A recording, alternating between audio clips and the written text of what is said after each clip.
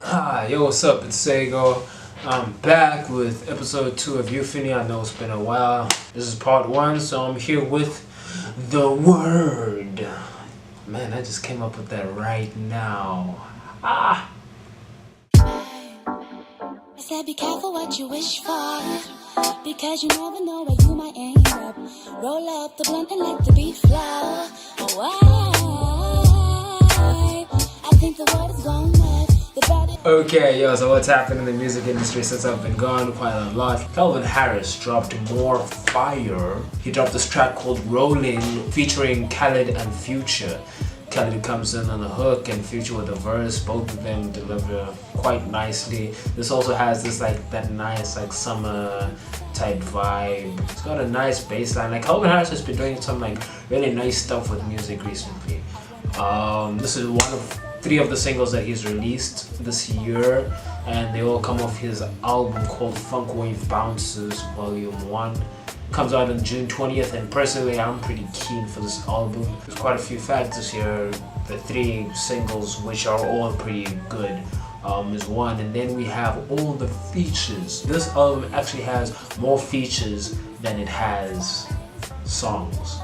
So let me just give you a rundown of the features. I'm reading them off the screen there. Party Next Door, Travis Scott, Kalani, Future, Katy Perry, John Legend, Migos, Ariana Grande, Ressi Reyes, Nicki Minaj, Lil Yachty, Khaled, which is pretty good. Frank Ocean was a good feature. Dram, looking forward to that. Pharrell, looking forward to that. Big Sean, looking forward to that. Schoolboy Q, Groovy Tony, looking forward to that one. And Snoop D.O.G, looking forward to that. So I think that's 18 in total. I think I counted to something like that. That's a nice. Don't say I can't count if it's wrong. Yeah, so that's Calvin Harris's album coming out on the 20th of June. Funk Wave Bounces. I'm speaking more about producers. Flying Lotus dropped 7 tracks on SoundCloud over the past week. That's 7 whole tracks. This track called Night Grows Pale has to be my favorite pick.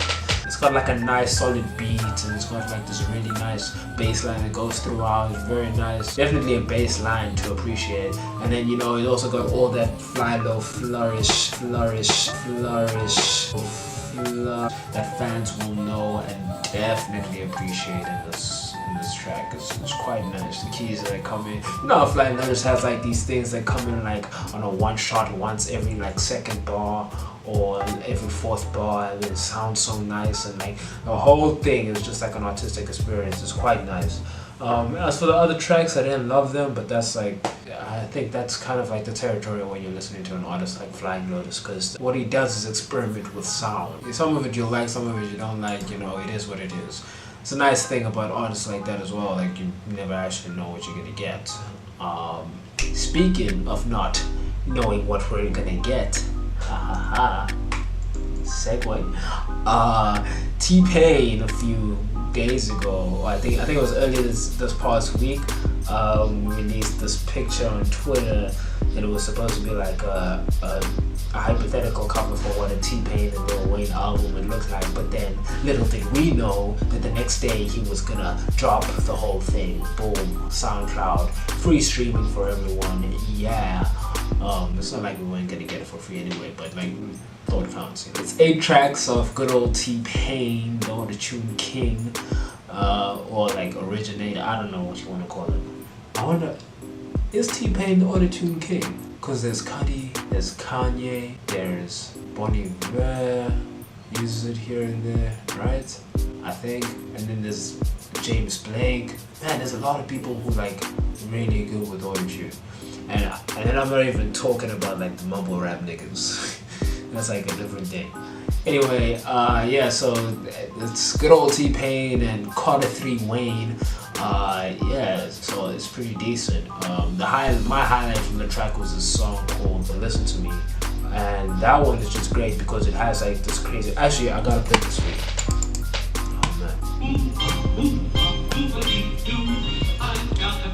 Thing really goes in. It's if you are wise, you'll listen to me. If you are wise, you'll listen to me. If you are wise, you'll listen to me. Hey, they say they did it before Wayne. The business. Not like this.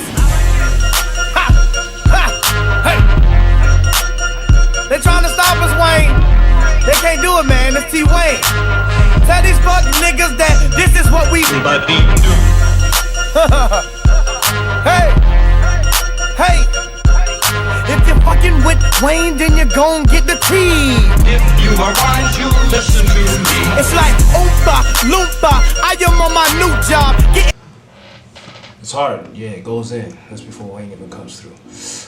Then we have Logic's album, which came out, I don't think it's been a week yet since it came out. It's called Everybody.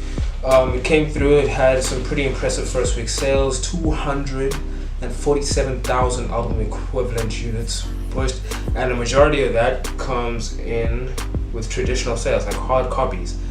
196,000 hard copies were sold of Logic's album.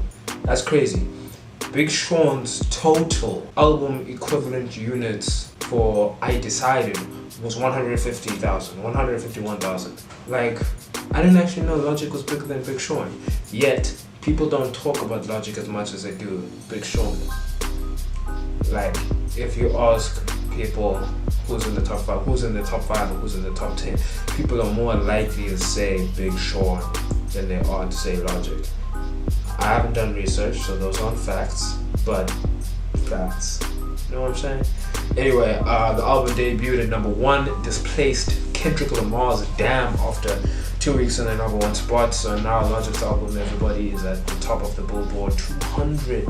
I haven't listened to the album yet. I've listened to part of it, like the first 4 tracks I've listened to maybe 5 times because I keep getting distracted while listening to the album. But I will be listening to the album soon. FKJ, also known as French Kiwi Juice. He might be French. French Kiwi Juice. That would make sense, wouldn't it? French Kiwi Juice. This dude, okay, yo, I spent so long trying to figure out where this dude is from because none of his bios and any of his social media say like where he's from or anything like that. And Wikipedia has no useful information on the dude. And he's signed to a French label, so I was like, is he French? And I looked through his Instagram and I saw a New Zealand passport. So, could he be a French Kiwi? Anyway, yeah, man, that's crazy. French Kiwi juice. Nice.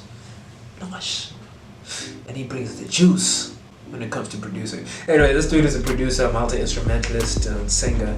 If you don't know his music, you want to check it out. His album, French Kiwi Juice, came out this year. That's his first album. It was great. It's like soulful, it's smooth, it's got positive vibe. It's just a great project altogether. It's beautiful, like sonically, or should I say euphonically. Anyway, so he put out a video for this track, Die With A Smile. Die With A Smile is actually one of my favorites of the album. He put out a video for it. It's pretty good. It's not just like a video of him doing random stuff while the song's playing, supposedly in the background, he's lip syncing. It's a live video, so we actually see him sort of put the track together. It's very interesting. He's like in front of an aquarium and it's just him and the instruments, and you see the beat pad there, and you see the guitar, and then you see him singing. Die with a smile. I'm done with a smile.